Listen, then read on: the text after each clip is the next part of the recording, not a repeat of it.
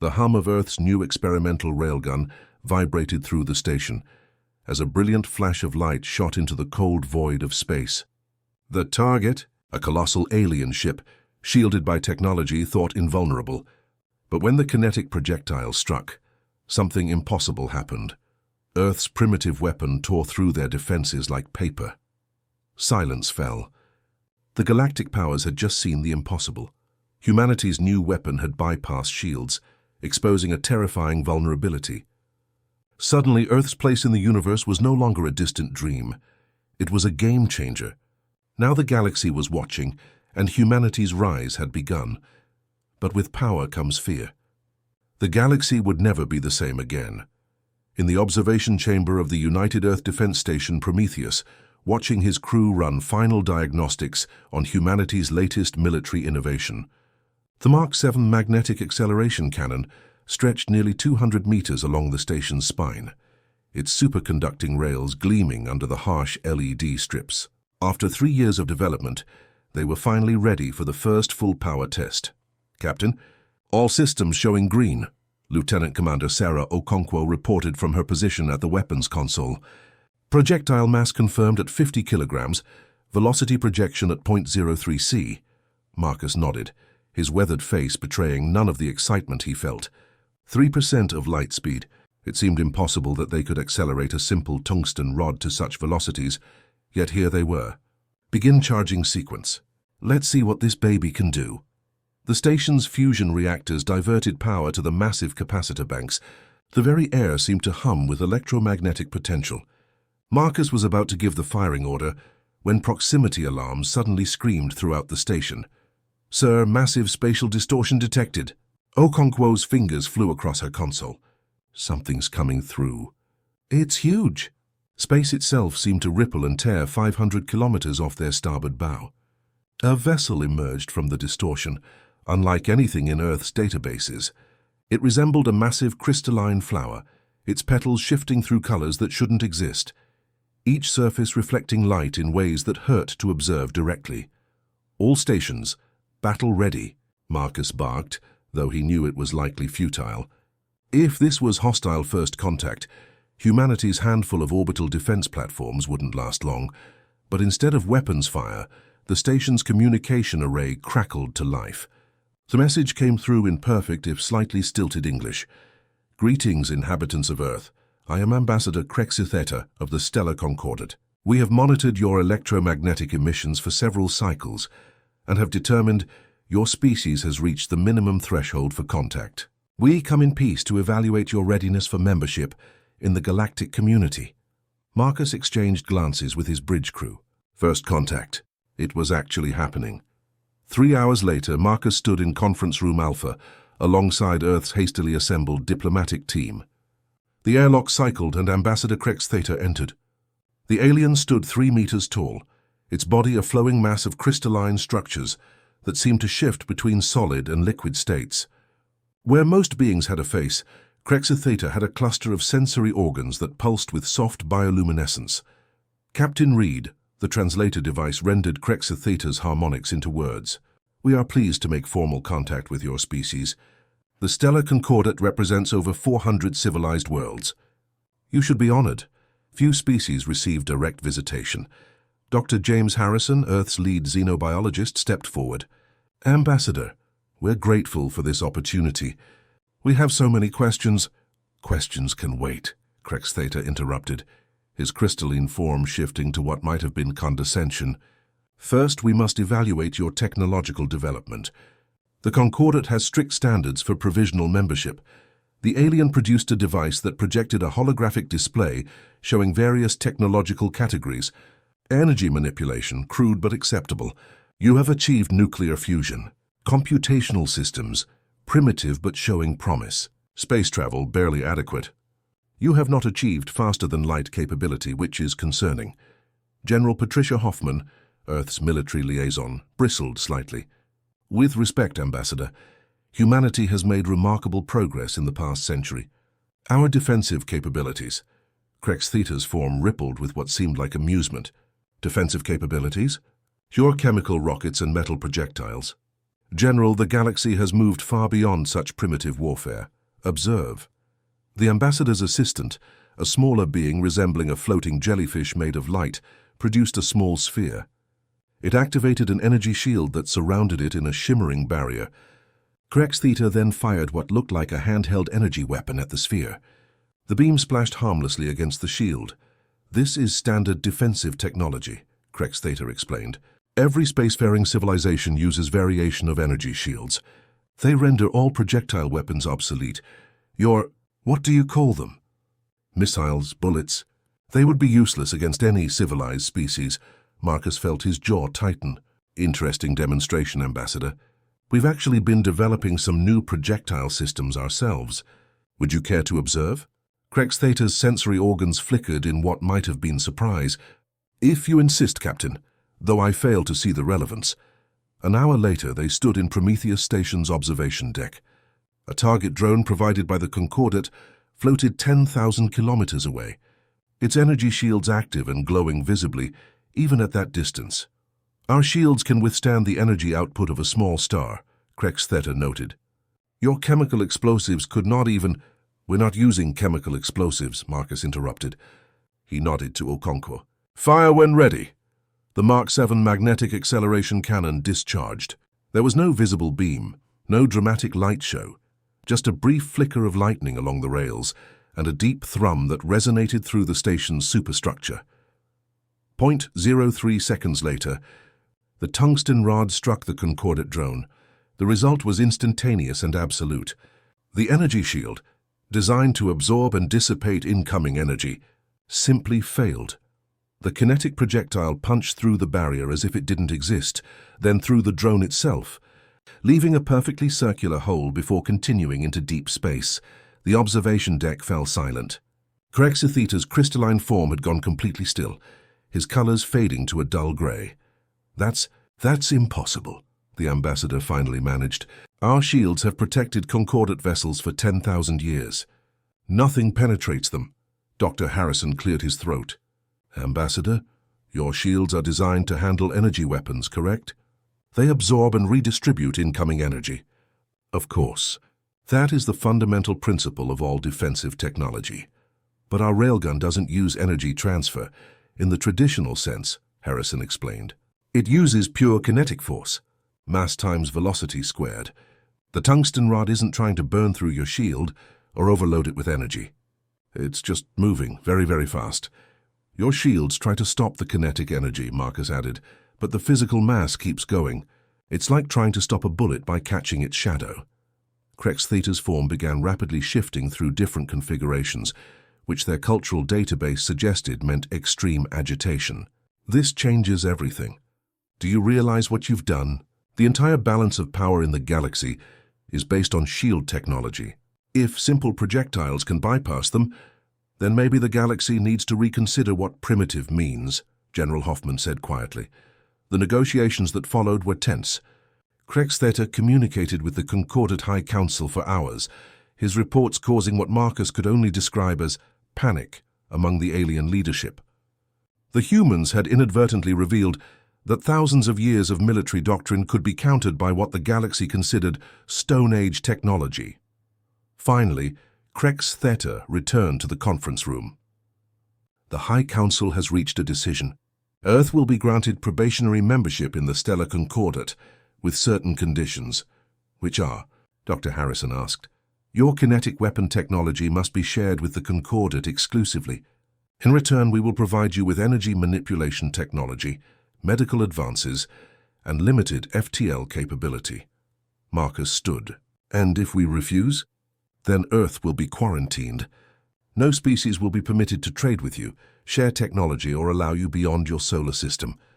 The room erupted in heated discussion. General Hoffman wanted to refuse outright. Dr. Harrison argued for accepting to gain access to alien technology. Others suggested negotiating better terms. Finally, President Chen's image appeared on the main screen, having been briefed remotely. "Ambassador Crex Theta, Earth accepts your terms with one modification. We will share our kinetic weapon technology, but we retain the right to continue our own research and development. We will not be frozen at our current technological level." Krexu Theta considered this. That is unacceptable, but be warned, humans. The galaxy is not prepared for the disruption your weapons represent. There will be those who see you as a threat to be eliminated. Then they'll learn what humanity has known for centuries, Marcus said. Sometimes the simplest solution is the most effective. As the Concordate vessel departed, leaving behind a small communication beacon and data crystals containing basic alien technology, Marcus stood again in the observation chamber. Lieutenant Commander Okonkwo joined him. "Sir, do you think we made the right choice?" Marcus watched the stars, now knowing that hundreds of civilizations existed among them. "Sarah, we just showed the galaxy that their 10,000-year-old assumptions were wrong. Right or wrong, there's no going back now." He turned to face his officer. "Double our Railgun production schedule and start working on variations, different sizes, different velocities. If the galaxy thinks our kinetic weapons are impressive now, wait until they see what human innovation can do with their technology to enhance ours." Outside the station, Earth turned slowly in the void, unaware that its inhabitants had just fired. The shot heard across the galaxy, a simple tungsten rod that would reshape the balance of power among the stars. The Battle of Kepler Station 6 months had passed since first contact, and the galaxy was struggling to adapt to humanity's presence. Commander Lisa Zhang stood on the bridge of the EDS Havoc, watching her tactical display with practiced calm. Her small squadron of 5 human vessels hung in formation near Kepler Station, a remote Concordate trading post that had hired them for protection. "Commander, long-range sensors are picking up spatial distortions," Lieutenant Torres reported. "So it's big, really big." Lisa's eyes narrowed. "How many ships?" 150, ma'am, Dominion Empire configuration." The bridge fell silent. The Dominion Empire was one of the 3 major galactic powers, their fleet technology centuries ahead, so of anything humanity had achieved, except in one crucial area. "Battle stations," Lisa ordered calmly.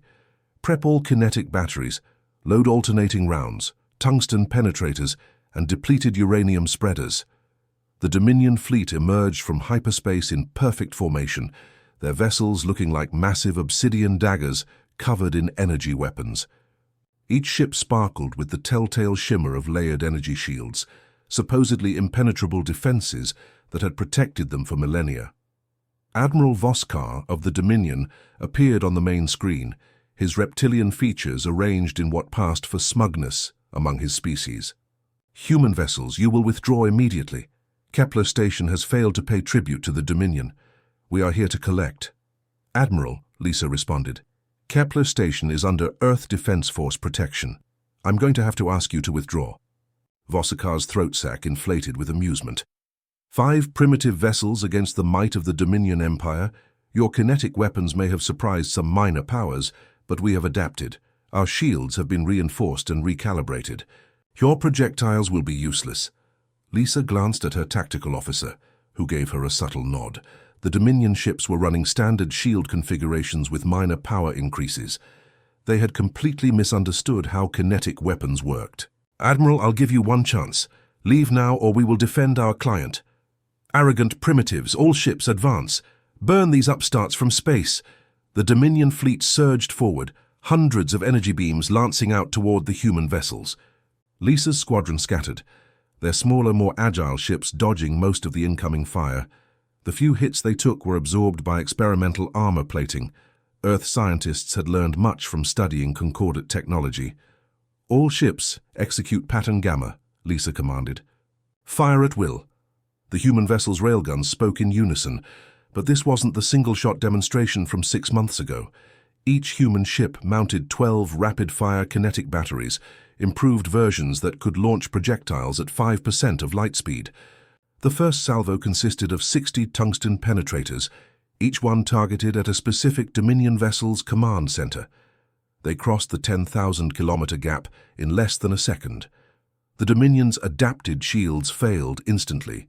The tungsten rods punched through them like tissue paper, through armor, through bulkheads, and out the other side of the ships. 12 Dominion vessels simply ceased to function, their command structures obliterated. "Second salvo spread pattern," Lisa ordered. This time the human ships fired depleted uranium fragmenting rounds. These projectiles were designed to shatter just before impact, creating a cloud of hypervelocity shrapnel. Where the tungsten rounds were surgical strikes, these were devastating area attacks. 30 more Dominion ships found themselves peppered with thousands of holes. Their shields, even if they could have stopped a single large projectile, were useless against the spread. Atmosphere vented from countless breaches. Secondary explosions rippled through their formations as kinetic fragments found fusion reactors and ammunition stores.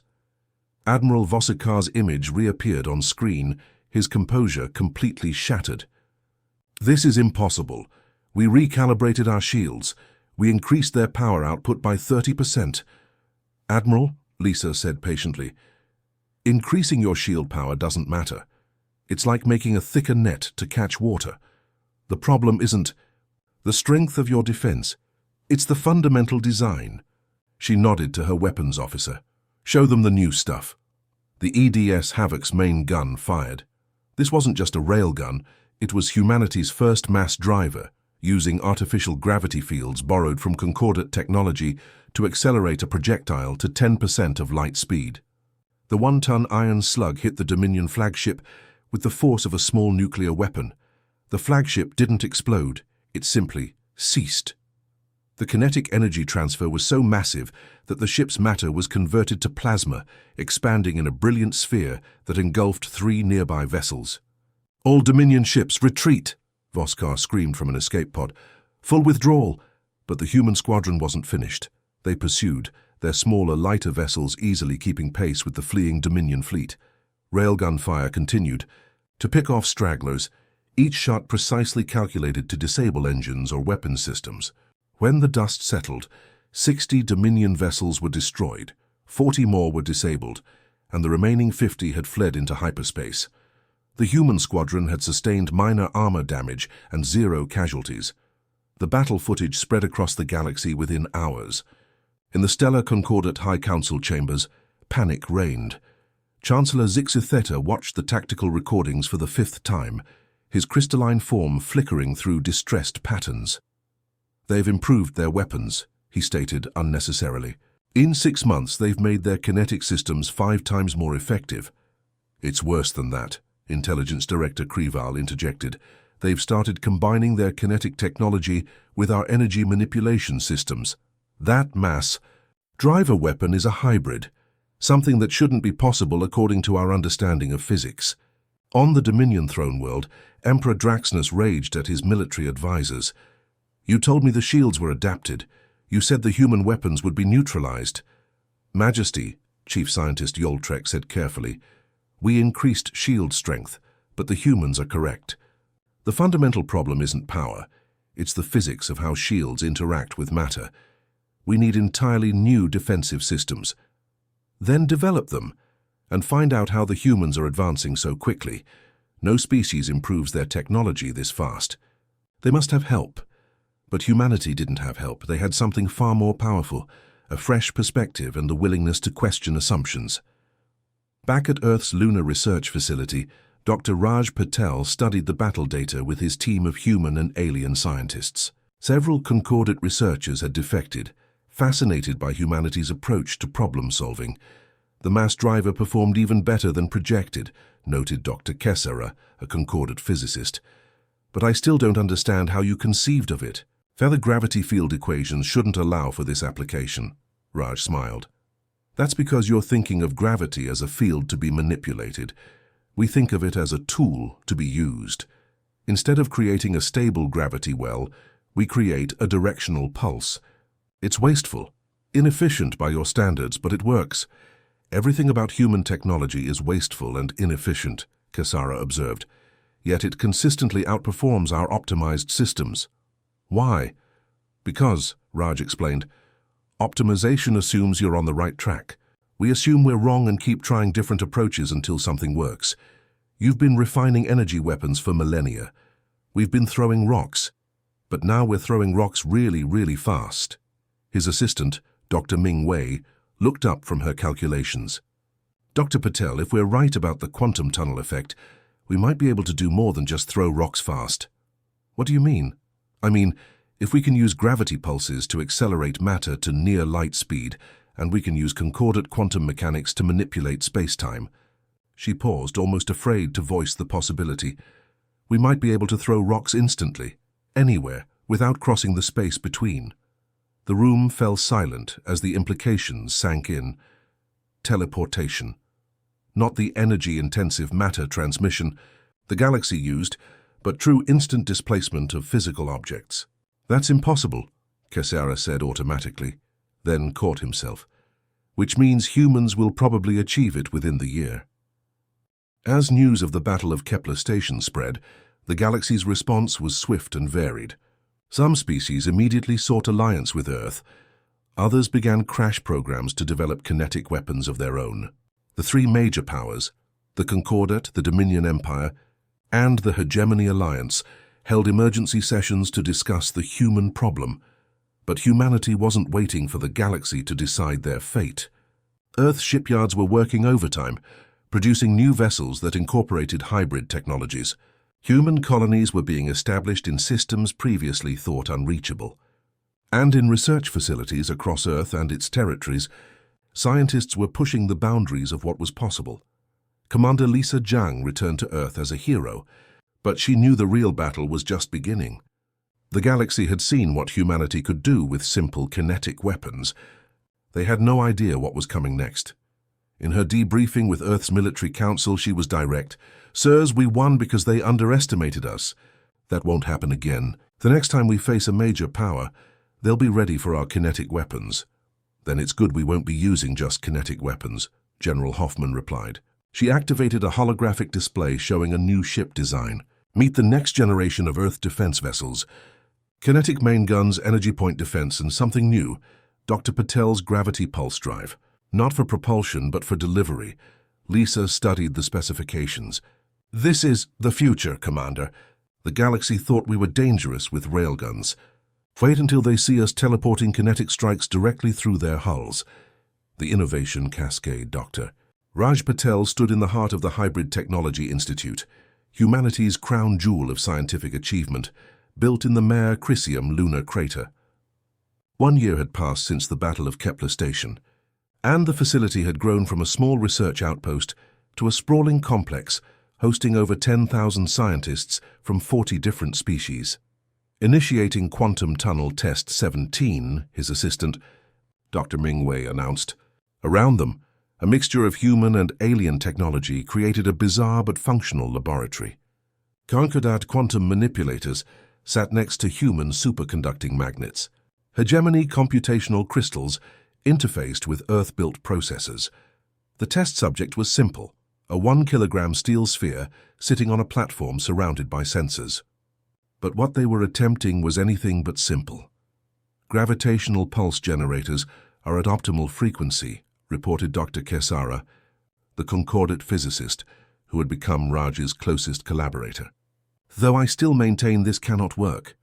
"You've said that about our last 16 tests," Raj reminded him with a smile. "And you were right. But 17 is our lucky number."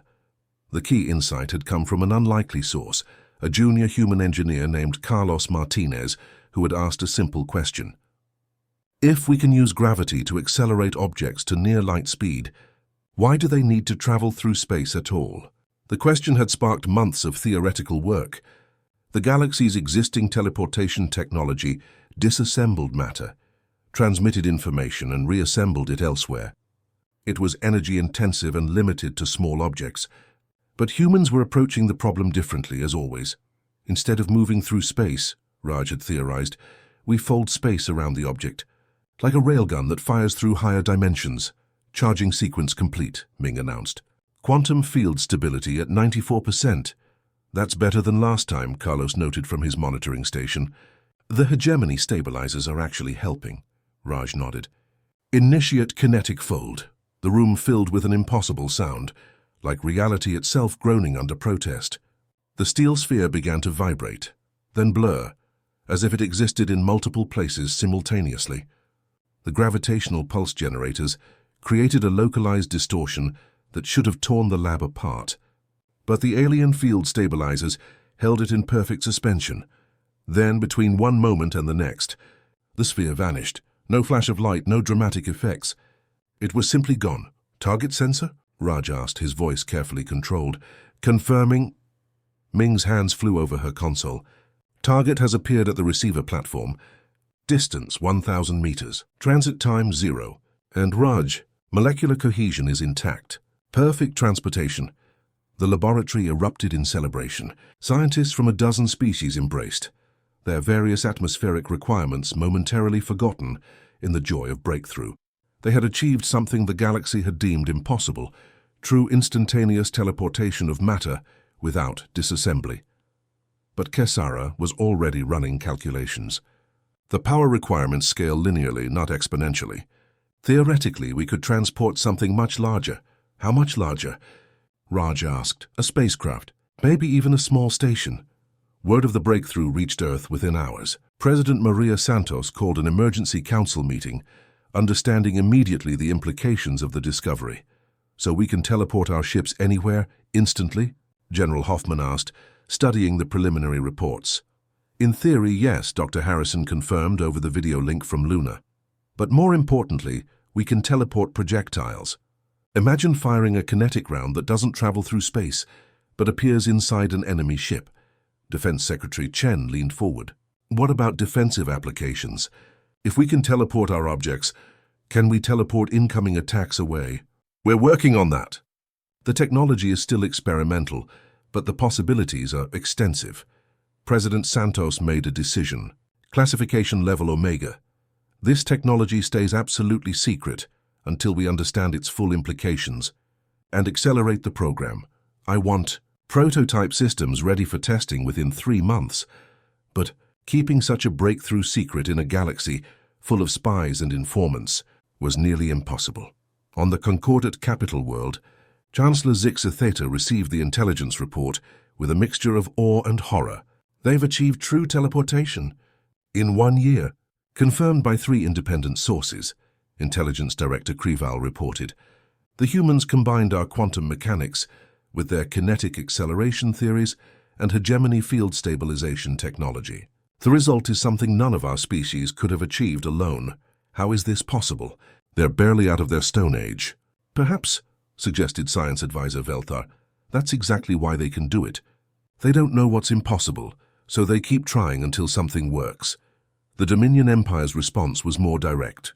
Emperor Draxnus ordered immediate infiltration of human research facilities, but his spies found something unexpected. The facilities were open to all species willing to contribute. Humans weren't hoarding their knowledge.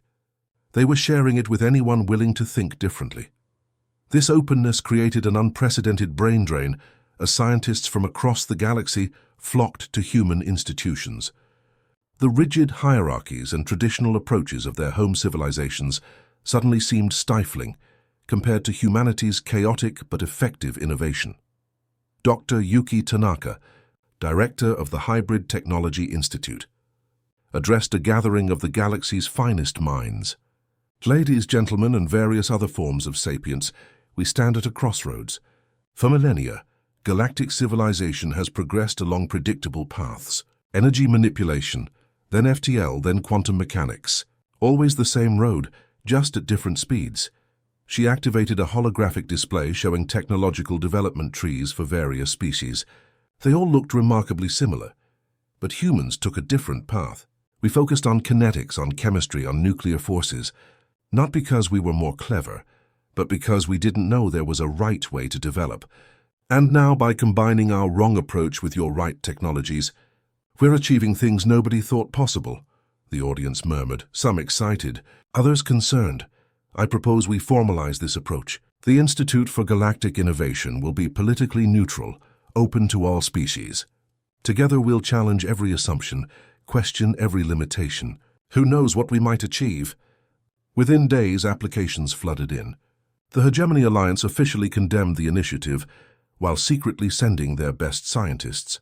The Concordat provided funding while publicly expressing concern about reckless experimentation. Even the isolationist Void observers sent a delegation. The breakthrough cascaded into more innovations. Within weeks, Dr. Wei's team had developed kinetic shielding, using teleportation to redirect. incoming attacks into empty space. Dr. Patel created quantum railguns that could fire through solid barriers by briefly phasing projectiles into higher dimensions. But the most significant development came from an unexpected collaboration. Dr. Quesada and Carlos Martinez had been working on scaling up the teleportation system when they noticed an anomaly. The quantum field doesn't just fold space, Carlos explained to Raj. It creates a temporal discontinuity. The object doesn't just move instantly. It arrives before the quantum field fully collapses. Raj stared at the data. That's impossible. You're suggesting the object travels backwards in time. Not backwards, Quesada corrected. Outside of time. For a brief moment, it exists in a state where temporal flow doesn't apply. The implications were staggering. If they could extend that moment, control it. Or send objects to arrive before they're sent, Carlos finished. The galaxy was about to discover that humanity's innovation cascade was just beginning. News of the teleportation breakthrough eventually leaked, despite Earth security measures. The reaction across civilized space was immediate and dramatic. The Galactic Council called an emergency session. Representatives from 300 worlds gathered in the ancient chambers, their diverse forms creating a sea of agitation and concern. Ambassador Crexetheta, who had conducted first contact with humanity, addressed the assembly. The humans have achieved in 18 months what our combined civilizations couldn't accomplish in 50,000 years. They must be stopped before they destabilize everything. But Ambassador Sarah Chen, Earth's representative, stood to respond. Stopped? Why? Because we're progressing too fast? Because we're sharing knowledge freely instead of hoarding it? Or because we're proving that your technological orthodoxy was holding everyone back? You don't understand the dangers, Crexetheta insisted. Technology must develop gradually, safely. Your reckless experimentation could tear apart the fabric of space-time itself. Chen smiled. With respect, Ambassador, you said our kinetic weapons were impossible. Then you said our hybrid technologies were impossible. Now you say our teleportation is impossible. Perhaps your definition of impossible needs updating. The debate raged for hours. Some species called for military action against Earth. Others demanded access to human technology. A few progressive civilizations suggested that humanity should lead a new technological revolution. In the end, no consensus was reached. The galaxy was too divided, too shocked by how quickly the established order was crumbling. But on Luna, in the depths of the Hybrid Technology Institute, Dr. Patel's team was already working on their next impossibility. The temporal discontinuity Carlos had discovered was just the beginning. If they could control time the way they controlled space, the galaxy thinks we're dangerous now, Raj told his team. Wait until they learn we're working on temporal mechanics. Ming looked up from her calculations. Raj, if these equations are correct, we're not just working on temporal mechanics. We're about to make time itself obsolete as a limitation. The new galactic order 2 years after first contact, President Maria Santos stood before the assembled Galactic Council, her image projected as a 10-meter hologram in the ancient chamber. Behind her, Earth hung in space, no longer the isolated blue marble it had been, but surrounded by a constellation of stations, shipyards, and the shimming fields of humanity's latest innovation, temporal stabilization barriers. Honored representatives, she began, her voice carrying the weight of humanity's newfound position. 2 years ago, Ambassador Crexetheta visited Earth to evaluate our readiness for probationary membership in your community. Today I come before you with a different purpose. Chancellor Zixtheta's crystalline form flickered with agitation. You come to make demands, no doubt. Your species has disrupted millennia of order. No, Chancellor. I come to make an offer. The chamber fell silent. Even the atmospheric processors seemed to pause. Santos continued. The Temporal Dynamics Laboratory on Luna has successfully created what we call a chronokinetic field. Simply put, we can now manipulate the flow of time in localized space. We can accelerate it, slow it, or stop it entirely. The revelation hit the assembly like a physical blow. Several representatives simply couldn't process what they were hearing. Emperor Draxnus of the Dominion Empire stood, his reptilian features twisted in disbelief. You claim to control time itself? This goes beyond disruption. This is madness. Is it? Santos asked calmly. She gestured, and a holographic display showed a small human vessel approaching a massive Dominion dreadnought. This recording is from yesterday. Watch. The human vessel activated something and a sphere of distorted space enveloped the dreadnought. For the Dominion ship, time slowed to a crawl. Its weapons fired, but the energy beams moved like molasses. The human vessel calmly maneuvered around the frozen attacks, placed kinetic charges against the hull, and withdrew. When the temporal field collapsed, the dreadnought found itself surrounded by armed projectiles that detonated simultaneously. Your ship and crew were unharmed, Santos assured the horrified Emperor. We merely demonstrated the tactical applications. But imagine the peaceful uses. Temporal acceleration for agriculture. Grow crops in hours instead of months. Medical stasis fields for critical patients. Industrial processes that normally take years compressed into days.